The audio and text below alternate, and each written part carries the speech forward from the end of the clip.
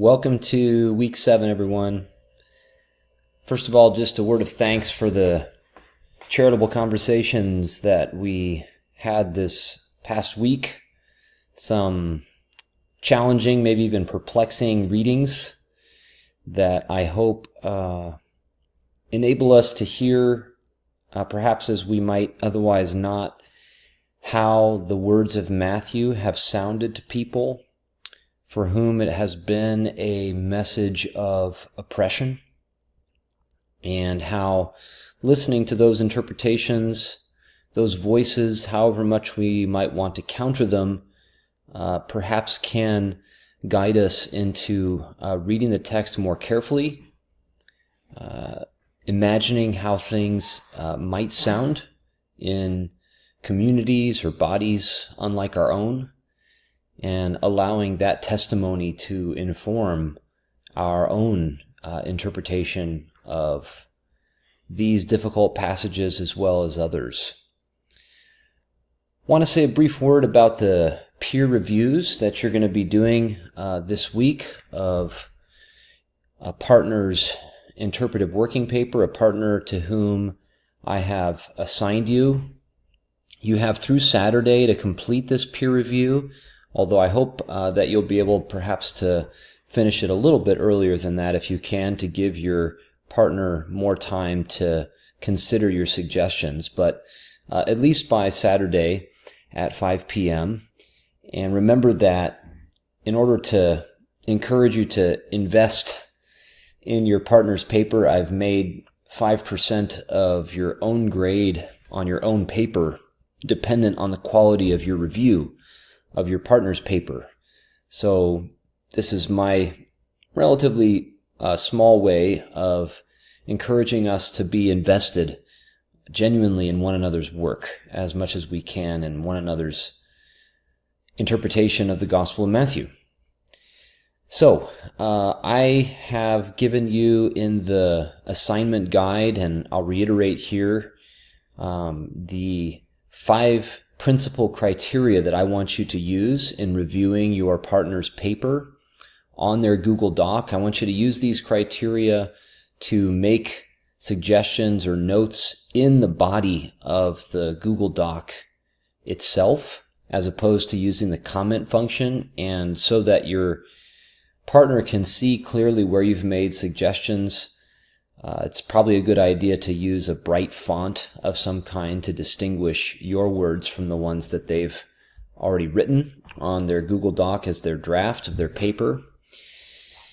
Anyway, one of the criteria is simply for you to note places in the paper where the writer, your fellow student, has made some insightful observations or just offered the beginnings of a compelling interpretation, perhaps something you hadn't noticed before.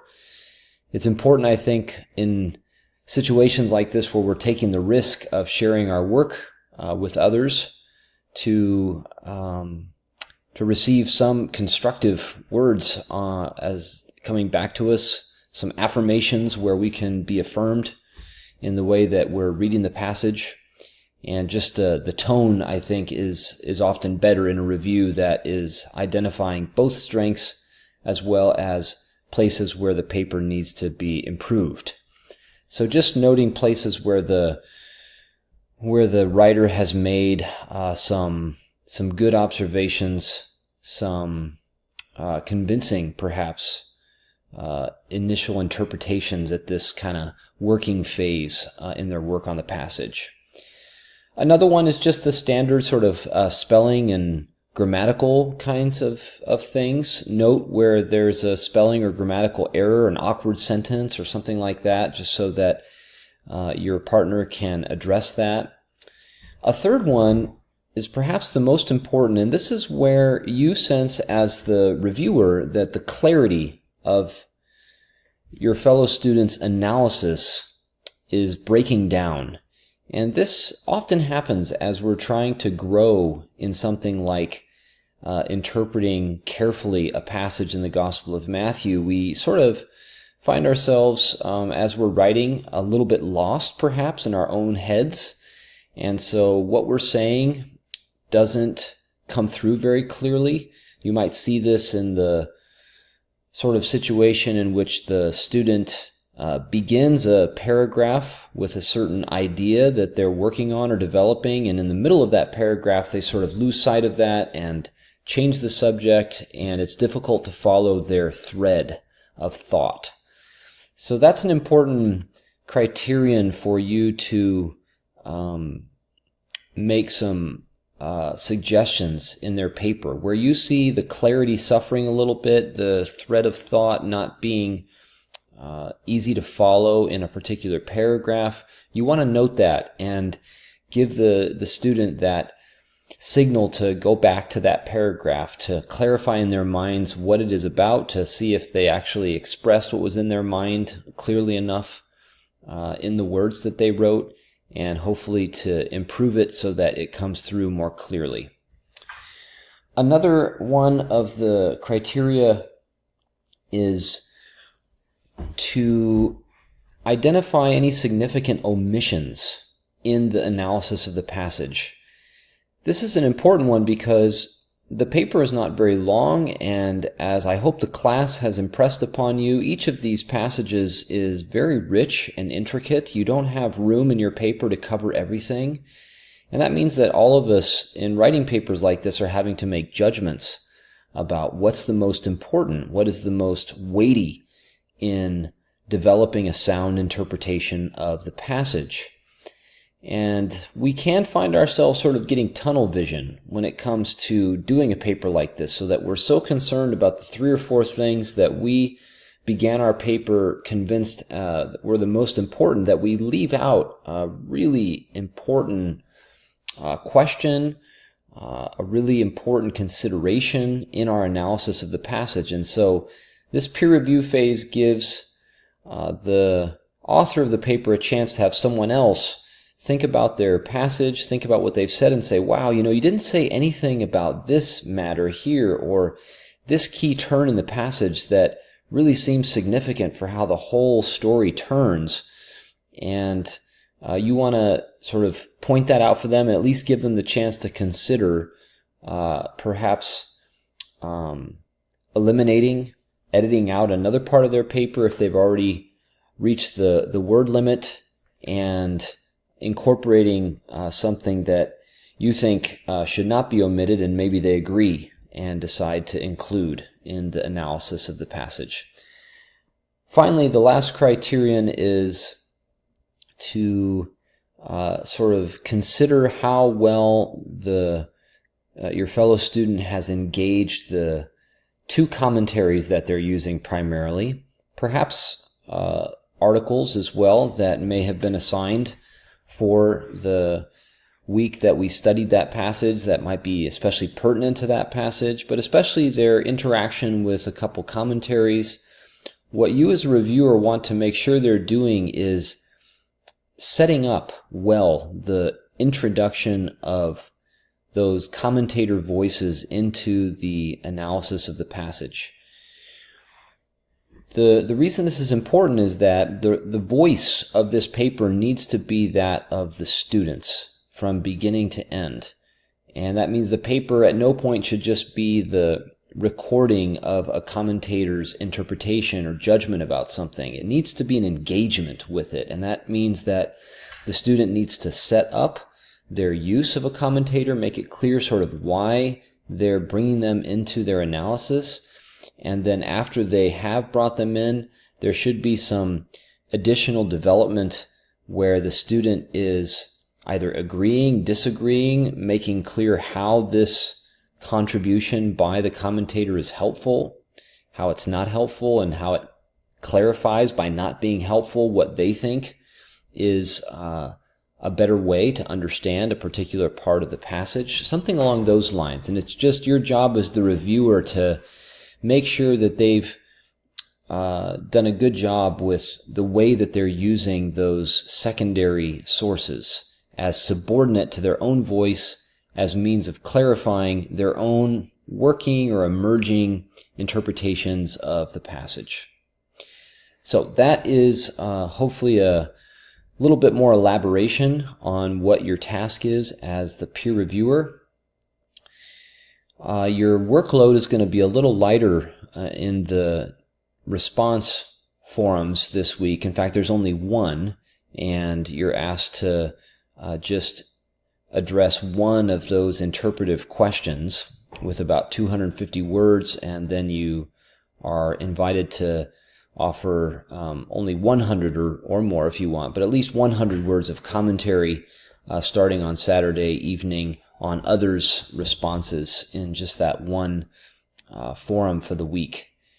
And that's because I really want to make sure you've got adequate time to invest in your review of your partner's paper and in touching up your own paper in light of your partner's suggestions.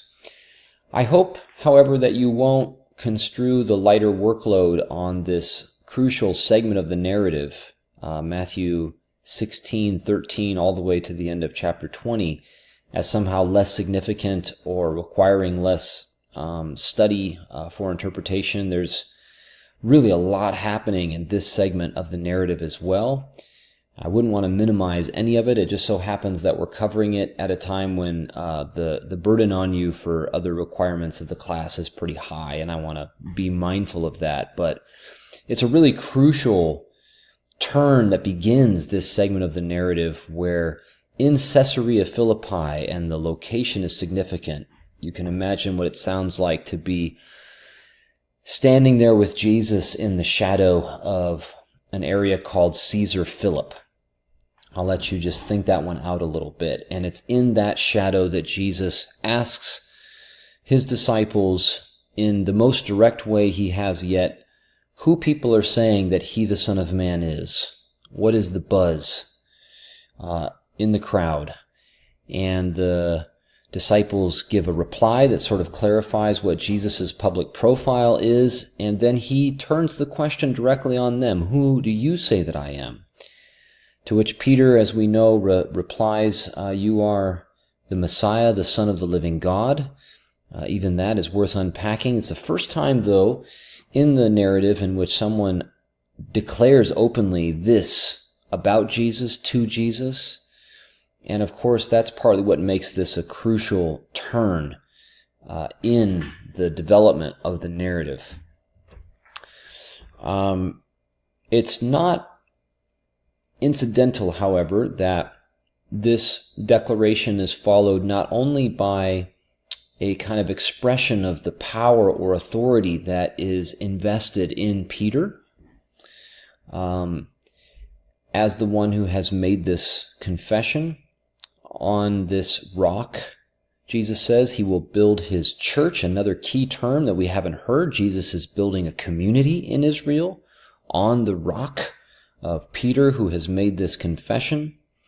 And yet in this same scene, as Jesus begins to clarify what it means for him to be the Messiah to these disciples in the shadow of Caesarea Philippi, that it means now going all the way up to Jerusalem from this northernmost tip of the land to be handed over, to be shamefully killed by the authorities that his disciples no doubt despise there in Jerusalem. I mean, this does not sound like deliverance, like salvation, like what these young disciples have desperately been hoping that Jesus will be. And so Peter finds himself playing the Satan in reply and learning that the only way to follow Jesus, to participate fully in his messianic power in the world, is to take up a cross, as Jesus does. And that is, in this context, the price of refusing to submit to imperial power and remaining faithful to the God of Israel against every temptation to capitulate to imperial and demonic ways. Lots to ponder there. As the narrative moves, you'll find that now Jesus will be focusing on these disciples as the beginning of his church, and even training them to be 12 judges who will be judging or ruling the 12 tribes of Israel in the age that is now opening. So I hope that we'll find some reflection on what it means to be church in this segment.